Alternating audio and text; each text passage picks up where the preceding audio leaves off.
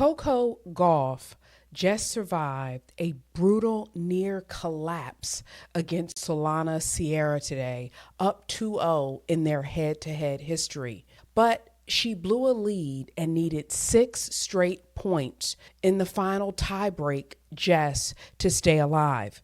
This after snapping a 4-match losing streak on grass and never once making it past the round of 16 at Wimbledon in her career. By every metric, she should have been out. So what kind of mindset lets a player pull off a result like that? I started digging into some of the things she's actually said at Wimbledon so far, and a few things stood out. As she heads into the third round, I want to share what I've learned from how she talks about life, insecurity, and faith, and why I think the way she handles doubt is something every Black girl watching needs to see and not just admire. Here are 5 lessons Coco taught me. Number 1, be inspired by others who look like you. In a pre-tournament press conference, Coco was asked about Venus and Serena being inspirations to her. And this is what she said, quote, "I play the sport because of them. I believe I can do things because of them. And I still look up to them a lot. Even when I play them, I'm still admiring. That's the only time that's happened to me in the sport." To have someone that you look up to whose existence says to you that you are possible, whose existence says that you can have the same kind of success is a powerful thing. It gives you a visual marker of what you can become. For Black girls who are often the target of negative criticism, even at a very young age, having someone who looks like you and has become a success can be the difference between living your life as a success story or a stereotype. Be inspired by others who look like you. The second lesson, keep the faith at all times. In her second round match, she was 3 points away from being eliminated, but she didn't have a meltdown. She didn't throw her racket. She found the grit from somewhere deep. Maybe she has a direct connection with the ancestors, but whatever it was, she is now heading to the third round. When asked how she persevered when it looked like she would be packing up her tennis bags, this is what she said, quote, "I'm taking it 1 point at a time, honestly. I can turn this around. I was keeping the faith that I'd get my one break." How many of us have looked at everything all at once, stepped outside of the moment, didn't believe we could turn anything around, and completely lost faith? Exactly. I know I have. Coco had the entire world watching and still said, 1 point at a time. I'm going to get my break. I have faith. From this lesson, I want to remember always, in the darkest moments, the loneliest moments, the moments when you feel you cannot crawl out of the hole. Wait a minute, where's my faith? My faith is right here. My faith is going to pull me when I no longer have the strength to walk. My faith is going to push me when I feel like I want to sit back down. Remember, keep the faith. The third lesson, you belong in the room with giants. During her second round press conference at Wimbledon, Coco was asked about playing Venus Williams 7 years ago, and she recalled walking to center court. This is what she said. "The walk today didn't feel that long, but against Venus, it felt like I was walking for ages.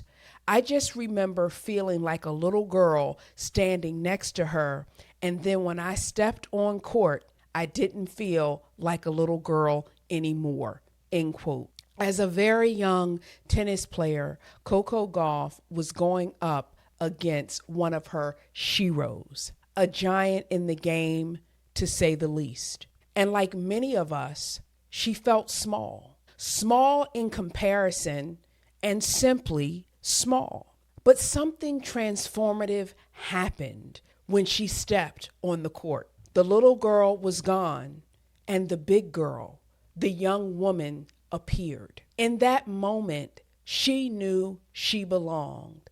And she said it, quote, reminded me of my competitive spirit. There's a mean-spirited thing that people do in our society. They like to make you feel like you don't belong. You don't have access. You don't qualify.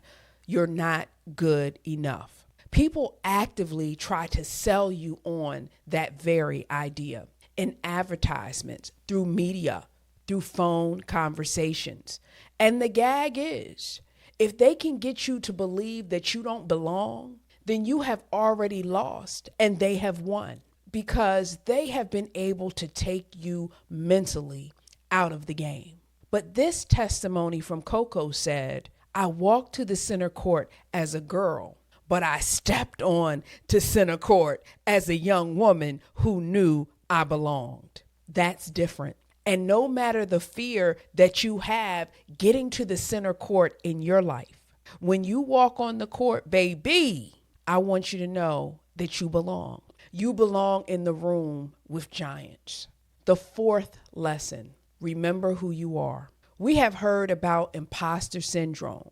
Some of us know it well. Some of us have heard former First Lady Michelle Obama talk about it. But Coco took a moment to add to the imposter syndrome conversation right at Wimbledon. Today she said, and I quote, I think sometimes I have imposter syndrome, maybe having my success, but forgetting about it or thinking I don't deserve it. So I remind myself of the career that I had so far at 22 is definitely up there.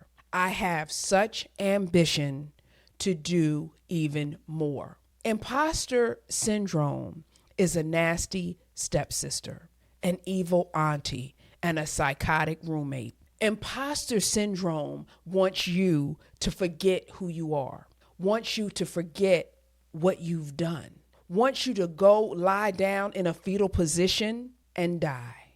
But to that we say, not today, Satan. We are remembering who we are. And to hear Coco talk about this on an international stage, to say, I deal with imposter syndrome is relatable, and it reminds us that we are not alone in our negative thoughts, but we must persevere and tell imposter syndrome that she is a liar. If you can't remember your boss's wife's name, fine. You can't remember where you put that memento from college, fine. But the one thing you're going to remember, you're going to remember who you are. Don't make me come through this screen. The fifth lesson, have a spirit of respect and admiration. Some people act as if to give someone else their props, it is to take away from their own greatness. I could not disagree more. When asked how she felt watching Serena's first singles match